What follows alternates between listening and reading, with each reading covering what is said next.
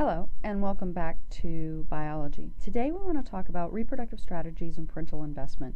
What exactly does it take to get your offspring to survive and pass on your genes? So first, let's talk a little bit about the sexual reproduction strategies. There are two when we talk about fertilization, which is what we're going to talk about first. So fertilization can either be external or internal. And in external fertilization, gametes are released into the water. They float around until they encounter each other. Okay?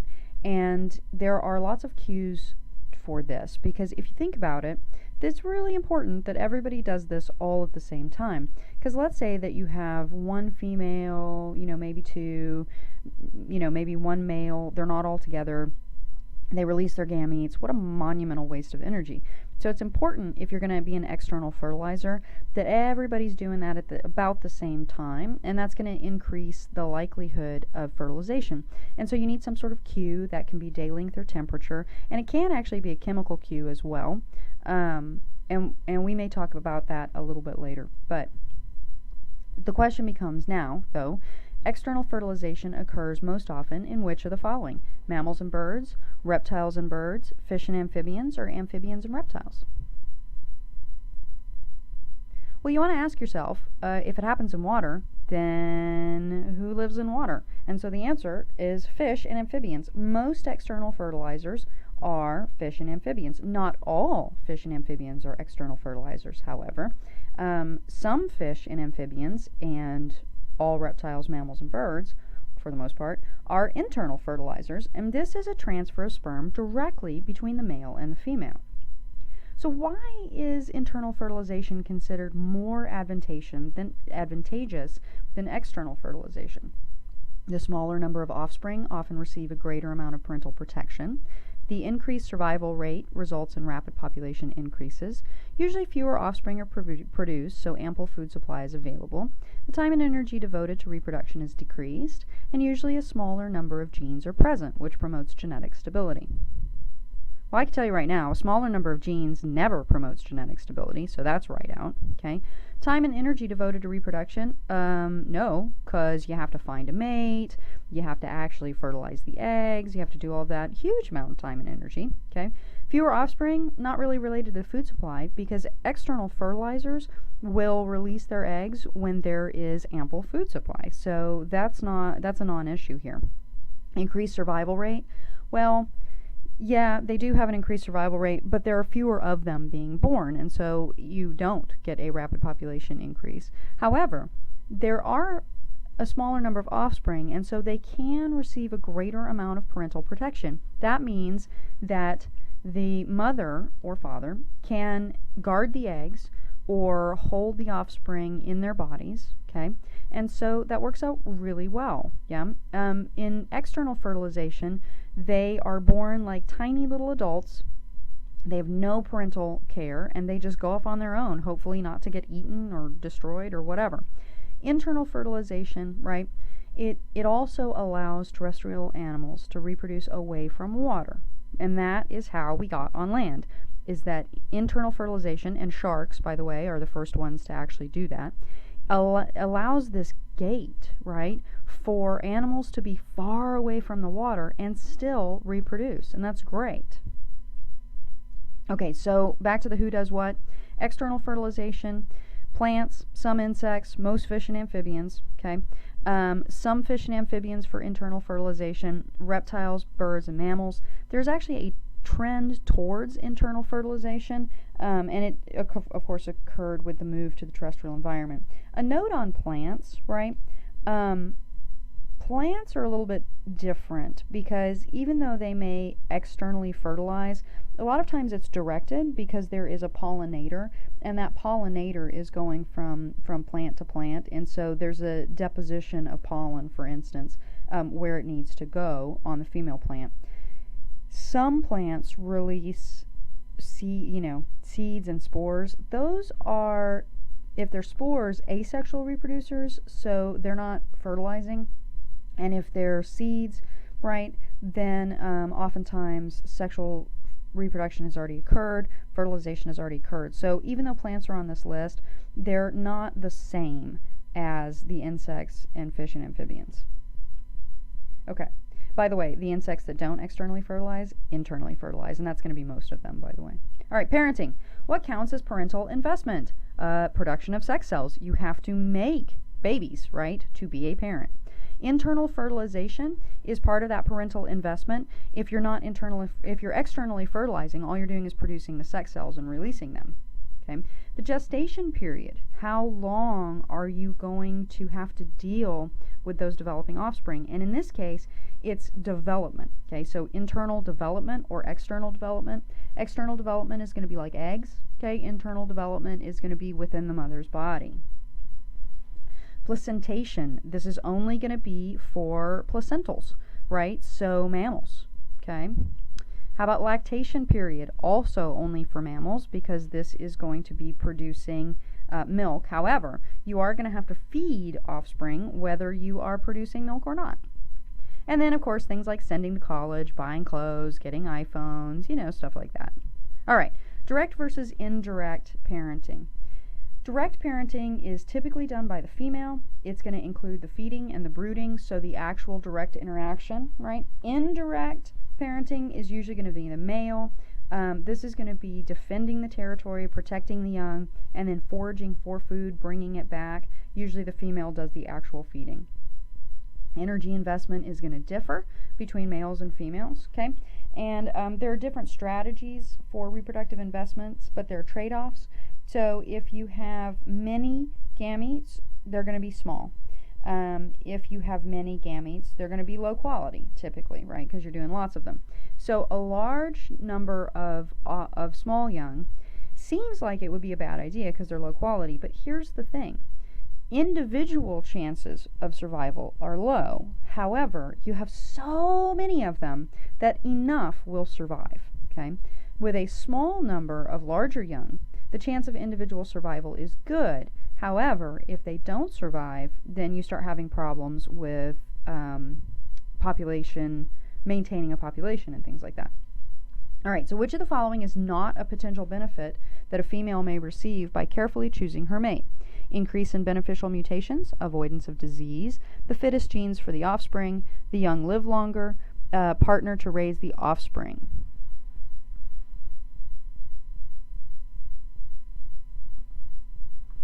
Okay, so you get a partner. That's obvious because you have one. The young are going to live longer because you have two parents, and not always two parents, but at least you have fittest genes for the offspring. And there's typically an avoidance of disease because you picked the mate that is disease-free. It is not going to affect the number of mutations at all, right? And so none of this has anything to do with mutations.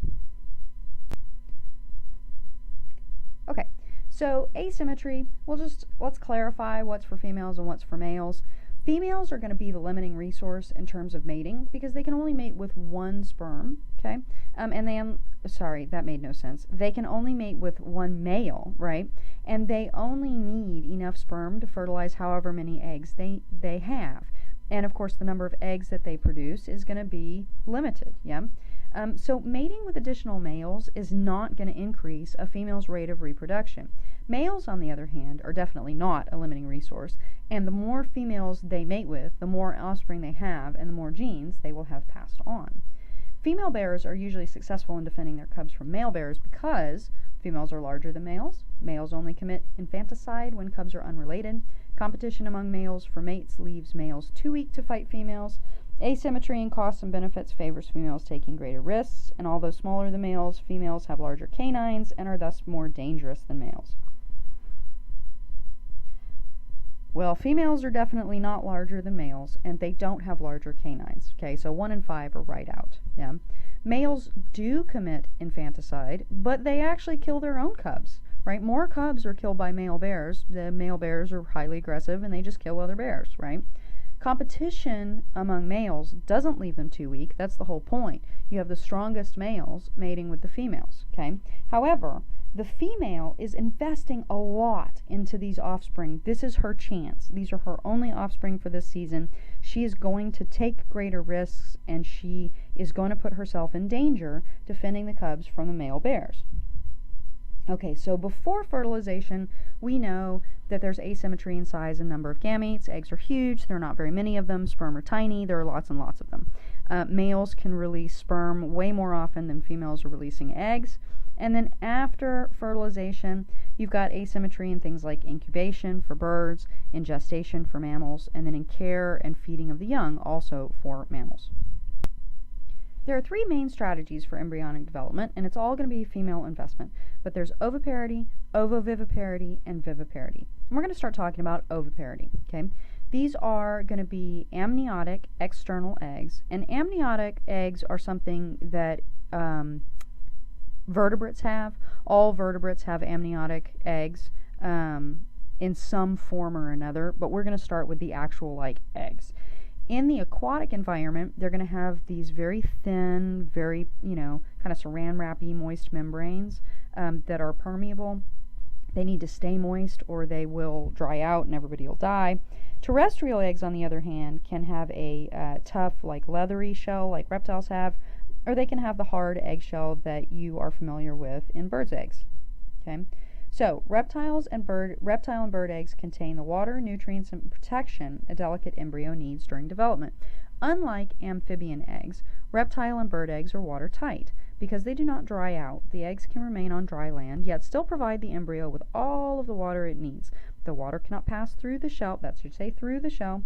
Oxygen and carbon dioxide can pass through. Okay? So, why is this a thing? Embryos use water vapor to maintain homeostasis. Embryos need to release carbon dioxide for photosynthesis. Embryos need to take up oxygen for cellular respiration, or embryos use nitrogen gas to build proteins and nucleic acids. Well, three of these are crazy talk. The first one, water vapor to maintain homeostasis. No. They need to release carbon dioxide for photosynthesis. Well, we know that you take in carbon dioxide for photosynthesis, not release it. And we also know that plants do that, not reptiles and birds. Embryos use nitrogen gas to build proteins. No. Remember, we have to go through the nutrient cycle. That nitrogen gas has to be converted into a usable form for the plants, right? And then reptiles and birds will get that from whatever they eat. But they do have to have oxygen for cellular respiration, and they do have to release carbon dioxide from their metabolic processes, okay? So that is going to be really important to these semi-permeable shells. Even though they are watertight and you don't have water passing through, you do have these gases, okay? All right, now, sometimes it is beneficial, because it is such a huge investment, to have someone else raise your egg. And the cuckoo is a really good example of this. This is a cuckoo, and they use egg mimicry, okay? And typically, they are going to lay their eggs in warblers, songbirds, okay? And if you look, so here are the warbler eggs. Here's the cuckoo egg. Warbler eggs, cuckoo egg. I think this is actually probably the best mimic. And then here, cuckoo egg, right? Redstart eggs, okay? Now, the interesting thing about this is when the cuckoo chick is born, it will actually kill all of the other chicks. It'll kick them out of the nest, whether they're hatched or not hatched. And then it will grow, and the cuckoo is actually much larger than the warbler. But the warbler parents just keep on feeding this giant, monstrous chick that they've had that looks nothing like their own offspring, and they pass on none of their genes, and the cuckoo goes off scot-free. Okay, let's talk about ovoviviparity. This is where you still have eggs, right? But they're held in a uterus, and they're nourished by a yolk. Their offspring are going to be born live after they use up that yolk. This is a dogfish shark. Here's the yolk, and it will have started out as a teeny tiny thing, and it'll consume the yolk as it gets bigger. This is a viper. They do the same thing. This is actually a viper being live born, okay? And then guppies do the same thing. And so this little guy is being born. He's clearly, or she is clearly not in a membrane. And so this is why it's ovoviviparity, because it's eggs and live birth. And then the last one we want to talk about is exclusive to mammals, viviparity, okay? And so you have a live birth with no yolk, right? You actually have three types of mammals. You have monotremes, and they are oviparous, so they are not in this category. That is going to be the platypus and the echidna. They lay eggs. But in the viviparous group, you have the placentals and the marsupials, and this is a placenta. The offspring, this will anchor onto the side of the uterus. It'll grow there. And then it is attached to the offspring, right, the baby, through the cord here, right, the umbilical cord. And this is where it's going to get all of its nutrition. This is attached to the mother. This is where the blood is going to come through. And there you go. Now, marsupials, on the other hand, have a pouch, right? And this is a baby kangaroo. They have to crawl out of the uterus through the vaginal canal, up the mother's stomach, and into the pouch. When they look like this, they're blind, right? They're tiny, they're not very strong, and so a lot of them don't make it. So the placental mammal is much more successful. And if you notice, there are almost no marsupials anywhere outside of Australia, because placentals evolved after Australia broke off, and so there weren't any placentals in Australia. But everywhere else, marsupials who evolved before placentals got outcompeted by placentals because they're much more successful because of their survival rate here, and some other things too. Okay, so how often should you reproduce? Well, here we've got salmon, and here we have people. And salmon are external fertilizers. They reproduce one time, right? And they produce massive numbers of offspring. This is called simulparity. And it's a great strategy because you put all of your investment, all of your energy into making as many babies as you possibly can. However, iteroparity is the other way to go. And this is where species have like breeding seasons. They produce more offspring multiple times, yeah? Now, the great thing about it is it can counter environmental uncertainty. If this season is not great, and there's not a lot of food and things like that, well, that's okay. You can have more next season. However, if you're simulparous, then that's it. You get this one shot. So there are benefits and there are pros and cons to all of these things. But anyway, there's just a couple of different strategies there. So parent egrets, egrets are known for their siblicide, okay? One egret chick will actually kill all of the other egrets. So parent egrets do not try and prevent offspring in their nest from attacking one another because the parents are likely to be injured by the nestlings' sharp little beaks. A low certainty of parentage means that the cost of siblicide to the parents is low. They're usually away from the nest when it happens, or there's an evolutionary lag such that the appropriate parental behavior has yet to evolve, and the parents benefit when one nestling kills another nestling. Well, the parents are really big. They're not going to be injured. Meh. The cost of siblicide actually is not low, right? It's pretty much non-existent, yeah? They are usually away from the nest when it happens, but that doesn't really mean anything. There isn't an evolutionary lag because appropriate parental behavior, if this were something that were not successful, then of course it wouldn't get passed on, right? So 4 doesn't really apply there. The parents actually do benefit when one nestling kills another nestling because they have, one, the best competitor survives, and they can put all of their care into that one and ensure that that one survives. So that brings us to a question about how many offspring do you have? Well, all organisms have an optimal number of offspring, right? And so basically the question is, how much energy should a female allocate to a reproductive episode, right? So when she's breeding, how many should she have? There's trade-offs. The more offspring produced, the fewer resources are available for each one. So there's something called lax prediction, and it is that natural selection should favor the number of offspring that is going to maximize the surviving offspring, right? And that really just makes sense, okay? So when we talk about the parental investments, remember, for females, the time is the external fertilization, brooding days, weeks. Internal fertilization can be weeks to years. The energy, you have to produce the eggs, and for mammals, you're adding lactation. Males, not really so much, okay? Okay, so juvenile scrub jays often delay their reproductive lives to help out their parents in taking care of their siblings. So why? Why would they do this? The parents alone can't collect enough food to keep all of their offspring alive. Adding juveniles to the care routine brings in enough food to allow offspring to survive. And the offspring are related, so they have the benefit, right, of passing on their genes, and the offspring have helping genes, which is kind of like a double reinforcement. The juveniles are too small to attract a mate anyway. In a couple of years, the helpers will beef up, right, and be able to attract mates later, or all of these. Well, as I'm reading them, you should recognize that all of those are benefits. So you have ensured survival of siblings, okay, so it's great for the parents. It's good for the males, especially the juveniles, because they're not going to get mates, right? Because they're not going to be the competitors. And so it works out really well. Now, it's not always on the female. There are a couple of role reversals that I want to talk about, and the first one, of course, you may already know, is the seahorse. The female has the eggs, right? Then they're fertilized, and she transfers them to the male, and the male will actually incubate the young. He's larger, and so that works great. And then the females can go off, and they can put all of their energy into doing it again.